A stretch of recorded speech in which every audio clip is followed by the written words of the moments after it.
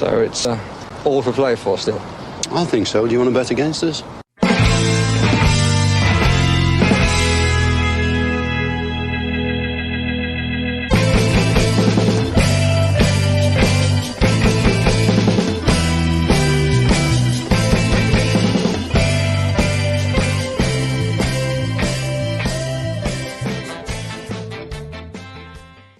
Villains, and welcome to an absolutely jubilant For the Love of Paul McGrath podcast here for our post-match pod, right on the final whistle for Aston Villa versus West Ham. Aston Villa 4, West Ham 1. What a game of football. Aston Villa were absolutely sensational today. I think Aston Villa were absolutely sensational today. 10-minute patch or so for West Ham, where they got their jam bag of a goal, as fluky goal as you'll see. But Aston Villa, I thought, were really, really good today. Absolutely brilliant. And we'll get to it. We'll try and dissect it and go down through it, incident by incident, goal by goal, and so on. But first of all, I suppose I just want to say one little thing, and that is this team means business. This team means business. I spoke about this before the game in the pre-match in the team sheet tantrum. And I said that, you know, Aston Villa, West Ham, Brighton, and all those consider themselves the best of the rest. Aston Villa have gone and demolished Brighton and demolished West Ham. Aston Villa are a serious bit of gear. And I've no problem huffing my own farts here. Like, I've absolutely no problem with that, because you need to be able to celebrate the big days. You need to be able to celebrate the big results. You need to be able to celebrate results against bloody good teams. Yes, we've had some poor ones against Liverpool and Newcastle, but they feel like a million years ago. They feel like a million years ago, the way the team is playing right now. I'm looking at a wonderful man on TV here, Douglas Luiz. Just like, what a fantastic performance from him today. Ran the midfield from start to finish, got 2 goals, was unlucky for maybe 2 more. That one where he forced a brilliant save from the goalkeeper in the first half, that curling effort. The man is a Colossus. The man is a real good footballer. And that's an understatement. In this system and in this team, Douglas Luiz is absolutely excellent. He's just excellent. That's just what he is. He is made for this system. And thankfully he's ours, because what he did today was nothing short of excellent throughout the whole lot of the game. We'll get on to his goals and so on in a second, but I still want to wax lyrically about the team. The team was set up absolutely perfectly. We worried about the bully boy tactic potential that might happen, with not having Diego Carlos in there. Thought Pau Torres was excellent today. Thought he was absolutely excellent. Thought Konsa is excellent. Konsa is a man. I look for people to stand up in the absence of Tyrone Mings. Ezri Konsa has stood up, absolutely stood up in the absence of Tyrone Mings, and has been absolutely brilliant. That back four were excellent today. Absolutely excellent. Midfield were excellent. Striking partnership were excellent. Everybody was excellent. It was just a really good performance today, albeit that jammy goal, that speculative shot clips off someone's heel. I can't remember who it was, and then just spins into the back of the net. Just one of those ones that you can't account for. I have a very happy man, and hopefully his internet connection is going to be okay to get on here. But Paddy Kelly, live from Birmingham, walking down the street after that. Paddy, how does it feel to beat West Ham 4-1?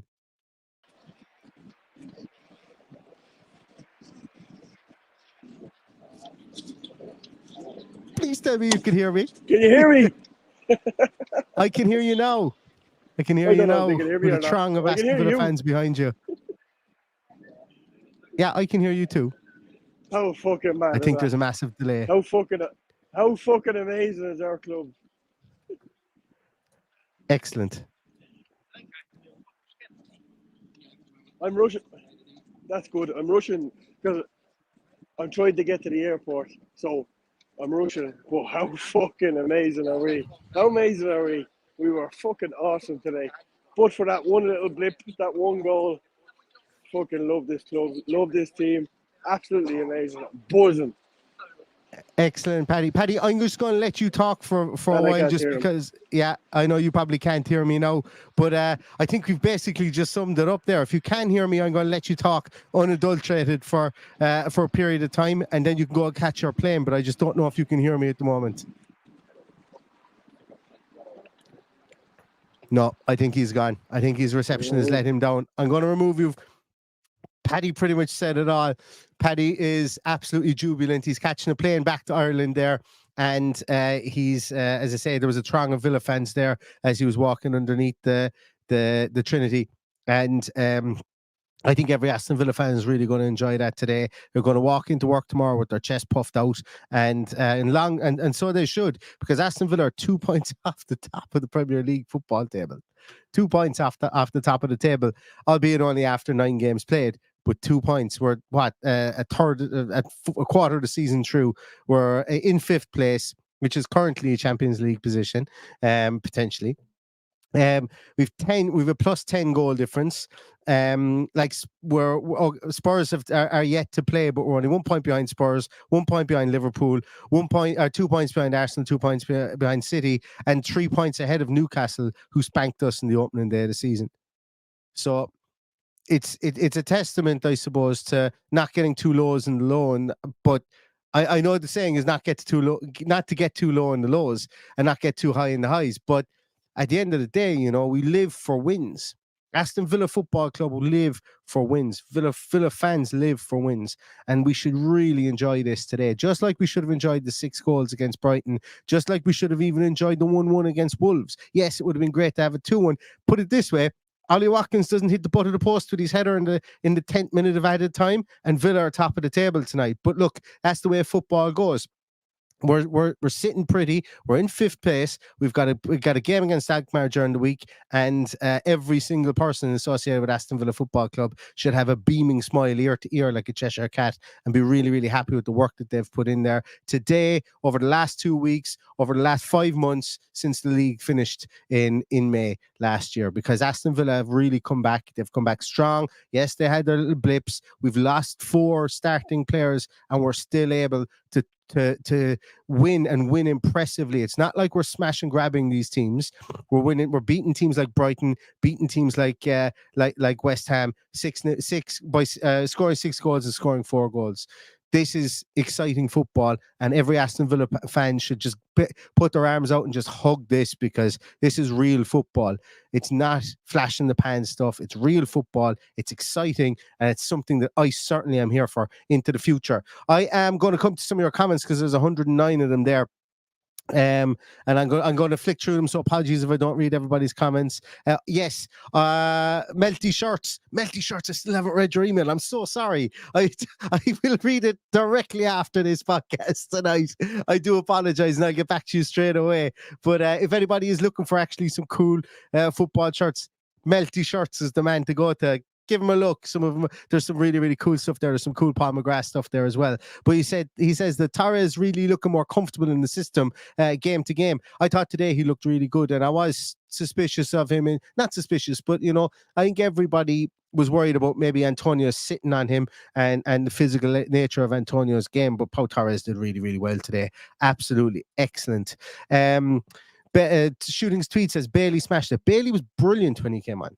Albeit he was only on for however many minutes. He came on in what? I'm looking here, 76th minute.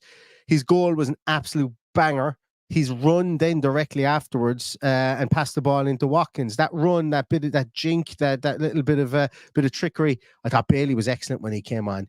And then Yuri Tielemans obviously getting the assist for that Bailey goal as well. Great to see 2 substitutes come on and really, put an exclamation mark in the end of our win today at 4-1. Really great stuff. Shows the hunger in this team. Shows the hunger in this squad.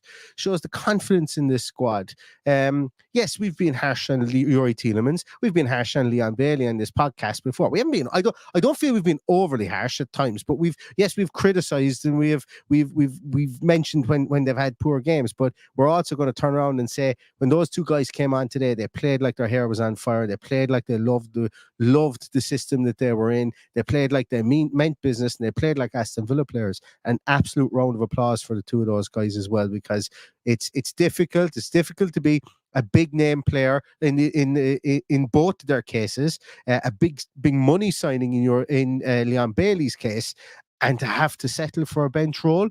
at times can be difficult. But if you're going to be coming on in the 76th minute and the 85th minute respectively, and you're going to be treading passes through like you did there and banging them into the back of the net like Leon Bailey did, well then I think everybody's going to be happy with their day's work from that point of view. So fair play to those two guys.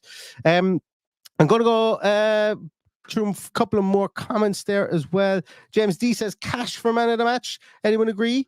I think Douglas Luiz is probably going to be man of the match on every single publication for his performance, but I think Matty Cash had a really good game as well too. Where else are we? I'm just scrolling down through here. Richard Edwards says Unai is a freaking legend, and I absolutely agree with that. Yeah, so I have 4 weeks off with my little boy now. 4 weeks off work, so be prepared for Scouting Series podcasts and every kind of nonsense content coming in the next 4 weeks. I have 4 weeks off work to look after my little lad, and I'm seriously considering because my partner's going back to work. So I'm taking 4 weeks off from parents' leave to look after him. But I'm seriously considering someday just walking into the registry office and changing his name by deed poll to Unai. It's great. I can say this in the podcast because she doesn't listen, so she'll never find out. But yeah. So if I'm holding up a piece of paper in about 2 weeks' time after changing my son's name, well then we'll see. But he is an absolute legend, Unai Emery. He's an absolute legend, I think, for sure. Oh, Rachel, good comment here, I think. McPhee is trying new things, and it's a good thing. That free kick routine in the first half was absolutely, like, it was cool to watch. Yeah, it didn't work out. Yeah, it didn't work out. And to be honest with you, when the ball came to Kamara, if Kamara just turned and swung and left-footed it, he would have planted it in the back of the net because the keeper was over at one side of the goal and there was absolutely no one in front of him. But he laid it back to McGinn because that was the choreographed route of it. But it's cool to see stuff like that. And you know, the next time you get a free kick, because we don't have good free kick takers. Albeit, I did text one of my mates and said Dina's going to ping this in the top corner from here. But maybe Luca Dina is probably the best free kick taker that we do have, but not from that distance. But if you don't have a good free kick taker and you've got some free kick routines, and even if they don't come off, defenses are going to start wondering and going, what the hell are they? What madness are they going to do next? And I'm okay with that. I'm okay with that. We don't score enough. Like, they talk about our set piece statistics in game, but they never actually mentioned what they were. And I was hoping they would mention what they were or what statistics they were referring to. Maybe we don't score enough from set pieces. Certainly not from corners anyway.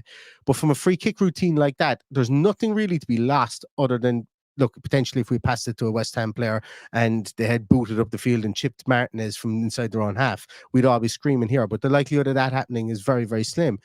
But if you don't have a free kick taker, what I'm getting at, if you try a routine like that and a bit of trickery, it keeps defenses on their toes, keeps them wondering. And yeah, I'm all for it. I'm all for it. If you don't have a David Beckham or James Ward-Prowse, then try something. That's my view on it. Where else are we? Melty Shirts, thank you so much. He says, loving Unai's Villa, Torres, Luiz and Kanza all top notch today. Hopefully a good win in Europe and then win the league, I guess. Well, why not? We're up there, a quarter of the season in, and we're 2 points behind the league leaders. So why not go and have a good rattle off the league? I'm just watching a beautiful man here as well, Ollie Watkins, Sir Oliver of Watkins, goal and an assist today. Probably should have had 2 goals today, but we're not going to complain over that. His goal was hit. We've a word for how hard he kicked that ball, and I'm just watching it here now. We've a word for how hard he kicked that ball, and to be honest with you, he sat Kurt Zouma down with that step over. And by the way, Watkins is one of my mates texted me to say Watkins is an anagram of cat wins on Kurt Zouma. I thought, cat with a K, that is.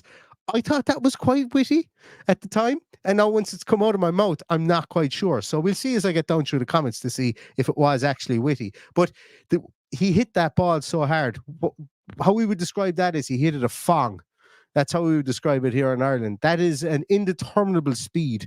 When you kick something or you hit something at an indeterminable speed, it is considered a fong. So fair play to him. Stuck it in the top corner. Confidence wickedly high for Ollie Watkins at the minute. Aston Villa's main man, coming off a brilliant season previously, in rapid form at the moment with his hat-trick against Brighton, goal against Chelsea, wasn't it? And a goal again today. I think I looked at it and he's got 5 goals and 3 assists in his last 4 games, if I'm not mistaken, which is absolutely brilliant form. Brilliant form for anybody. So well done, Ollie Watkins. Obviously, a goal against Australia as well. Recall to the England team.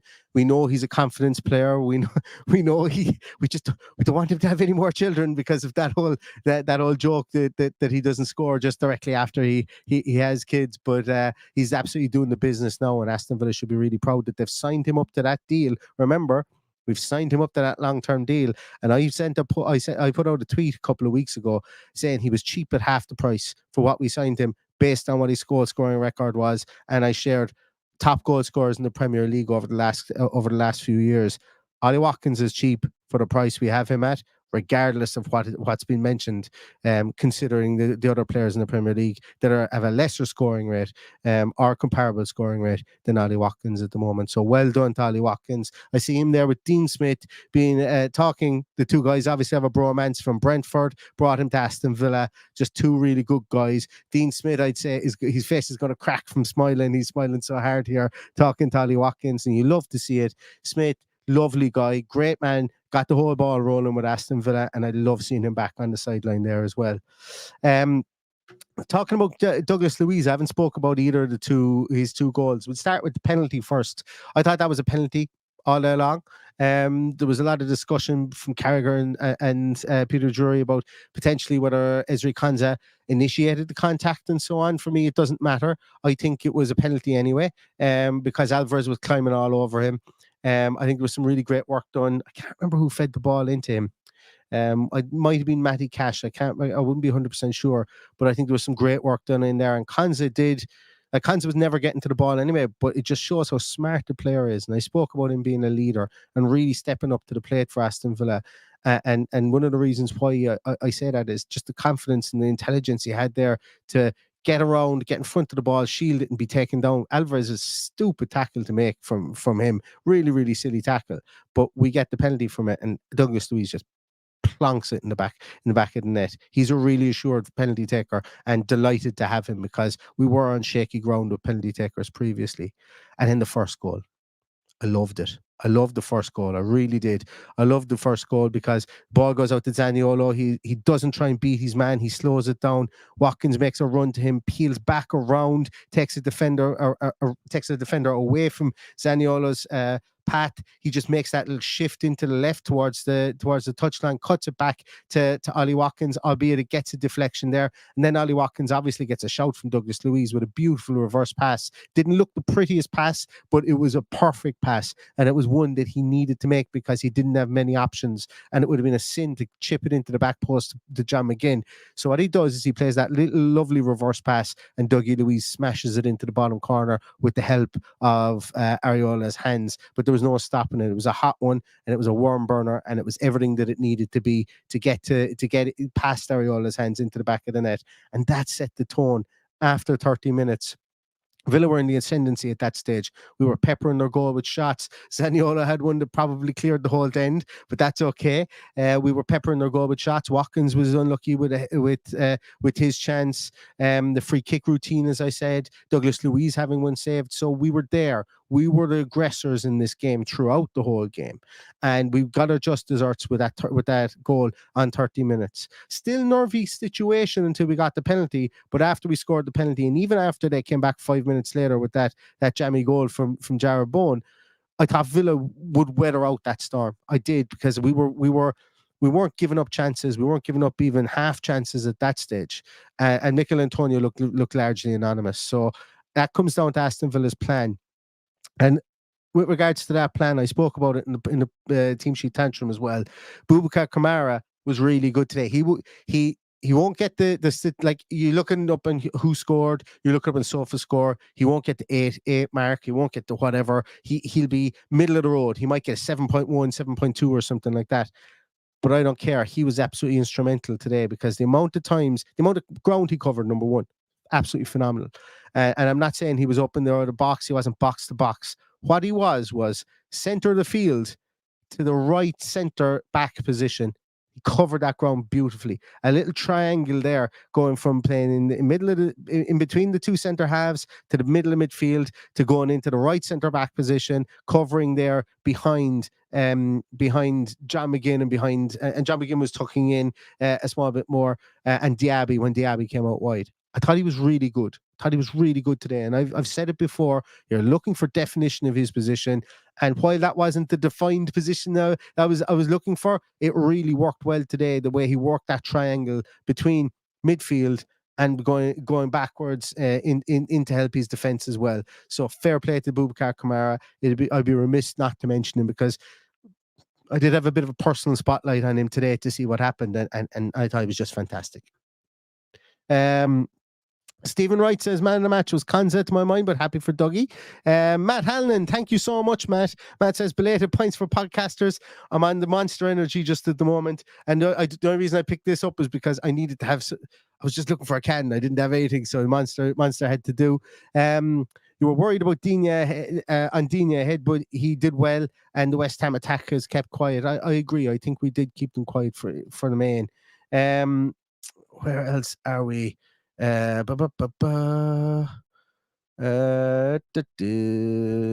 there. Where are we? Jack the lad says Globetrotters free kicks. I'm okay with that. I'm okay with alley-ooping the ball if we need to get free kicks going.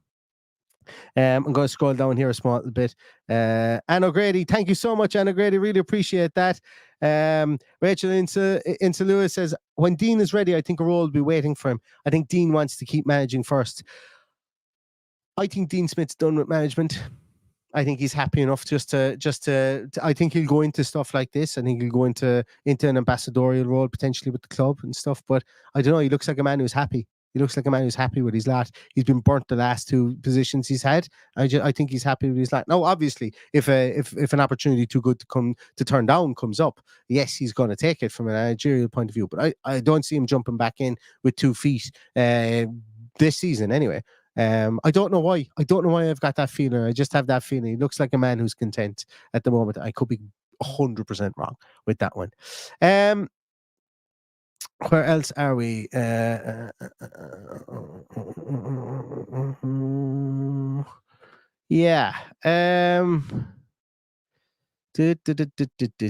Sorry there. This is brilliant podcasting, having to read the comments before I before I read them out.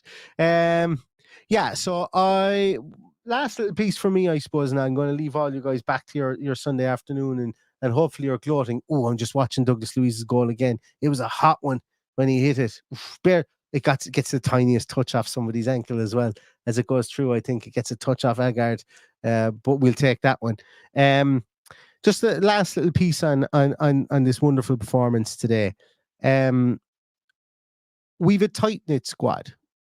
And I mean that in a lot of ways, as in we don't have a ton of players. Like we've 16 players, outfield players, realistically, I suppose, really, at this moment in time.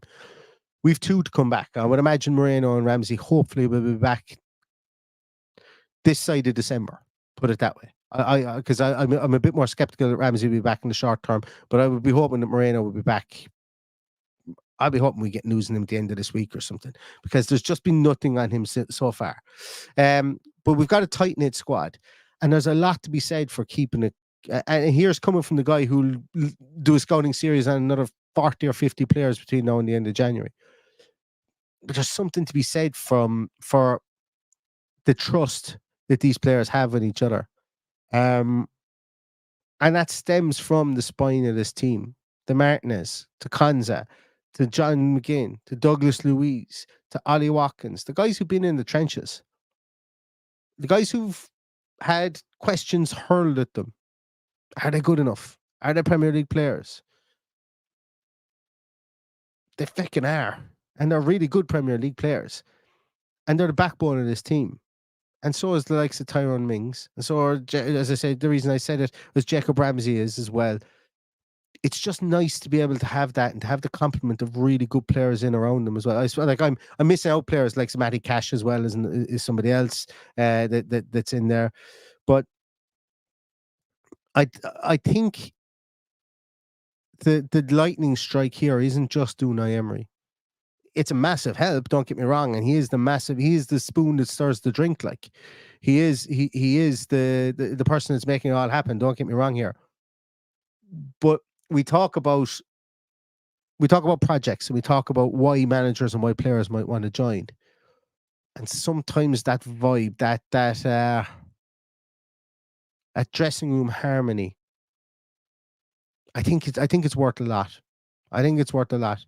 And the reason I'm bringing this up is because as the season goes on, you're probably going to, like, we've already had it with the whole, is Tielemans looking for a way out? What's the story? We're 8 games into the league. Yuri Tielemans has featured in every single Premier League football game for Aston Villa this season, unless I'm wrong. I think he's featured at some stage in every single one of them. And there was an article, he put out an article, and he just basically clarified it. There's harmony in the dressing room. And we're going to hear that there isn't. And we're going to hear this player is going to be pissed off. And we're going to hear that player is looking for a move. We're going to hear Villa are looking to move X player on, Y player on, and then somebody's disappointed with their playing time. Good. They can be disappointed with their playing time, but love playing for Aston Villa and want to do better for Aston Villa as well. So both things can be true at the same time. And I think that's very much the situation with the likes of the Tielemans and the Baileys. It's a difficult transition, going back to what I said previously. But the togetherness of the squad is evident. You can see it. You can even see it when you read. I think Jacob Tanswell who's Greg Evans was good at the leg, was really good. Jacob is really good as well. And we're lucky to have the two. We're lucky to have had one come after the other, I suppose, really. And I'd love, Jacob, if you're listening, I'd love to chat to you on the podcast at some stage, because I'm really liking a lot of the tactical stuff that you're going through at the moment. It's really great. But I think he had a piece out. I think it was Jacob that had a piece out that discussed that Boubacar Kamara has obviously bought in over the last year, and he has been the one that's been helping Diaby settle in. And it's that little kindred kind of shared kind of wins, that shared honor in a team sport and a team ethic. You don't always have it, as in teams don't always have it. It's just because you all wear the same colors doesn't mean that you have it, and especially when it happens. And I don't want to overthink it, but I also don't want to dismiss it either, that it has a big bearing on the team.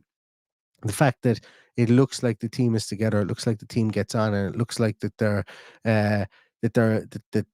heads are all pointing in the same direction, if that makes sense, which is really, really great to see. I'm sorry Paddy couldn't be on a bit more, because I feel like I've rambled a small little bit here, and I've for one reason or another. I'm delighted 411 of you guys joined. If you aren't subscribed to the podcast already, please do us a favor and hit the subscribe button. Please give us a thumbs up on your way out. Costs you nothing just to click the thumbs up. If you're able to comment, you're able to click the thumbs up as well. Please, I'd really appreciate it. If you're not subscribed already, please hit the subscribe button. We do this 3 times a week minimum, and most likely we will be doing it more than 3 times a week now. With Europa League football, we'll probably be doing it 7 or 8 times a week at this rate. We also have a review of the WSL loss yesterday as well. Paddy and Stephen have a podcast done that will be going out tomorrow morning as well, if anybody is interested in that. But just a final word on this today: embrace it, like it, love it. Hey, puff your chest out, have an extra pint tonight, and just be happy that Villa are beating West Ham 4-1. We've got Unai Emery gets rid of hoodoos, he gets rid of jinxes, he gets rid of curses, he gets rid of bad streaks. He's done it again today. Tom Cleverley, you can sit back down. You aren't the last man to score a winning goal for Aston Villa anymore. Villa have gotten 3 winning goals today against the West Ham team, and Unai Emery has got his team spot on, and the team are absolutely humming. So with that in mind, everybody, we'll see you back again for a pre-match show for Alkmaar coming up this week. I hope you all have a fantastic evening. Puff out that chest, as I said, and Aston Villa are on a roll, and long may it continue. So until next time, everybody, hope you have a fantastic evening. Stay safe, stay healthy, and all that's left to say is up the Villa.